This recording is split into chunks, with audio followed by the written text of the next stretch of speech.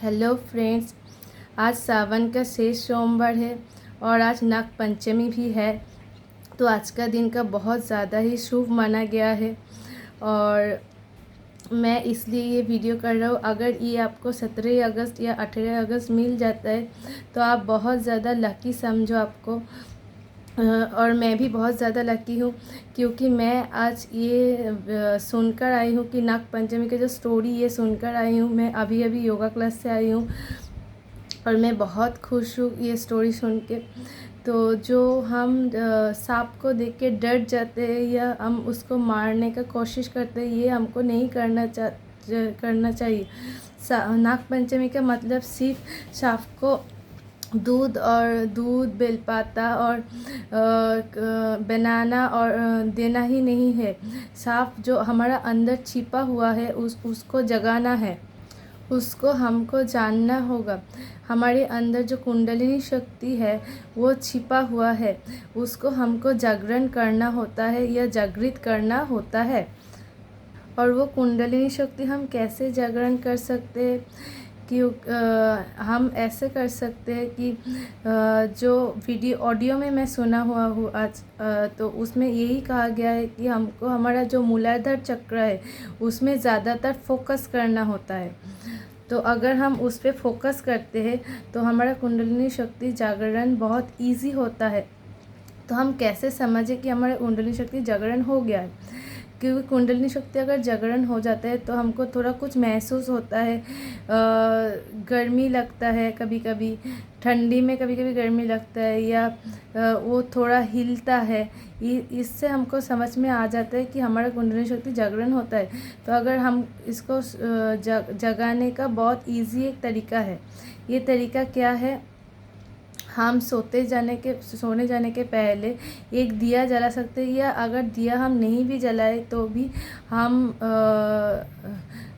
अर्ध सिद्धासन में बैठ के या जो भी आसन में हम बैठ सकते हैं, बैठ के सबसे अच्छा होता है अर्ध सिद्धासन। नॉर्मल जो आसन होता है उसमें बैठ के हमारा मूलाधार चक्र में हमको ध्यान देना चाहिए। हमको ध्यान उस मूलाधार चक्र में देख के हमारा अंदर जाना होगा, थोड़ा सा गहराई में जाना पड़ता है।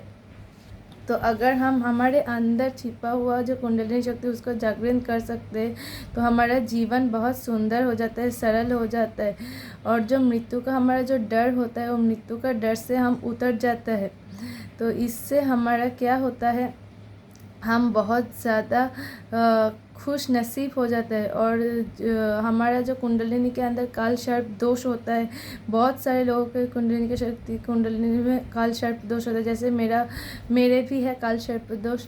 तो ये दोष हमको मतलब ये दोष ये नहीं दिखाता है कि जीवन बहुत संघर्षपूर्ण होता है हमारा, तो इससे अलग कुछ नहीं होता है।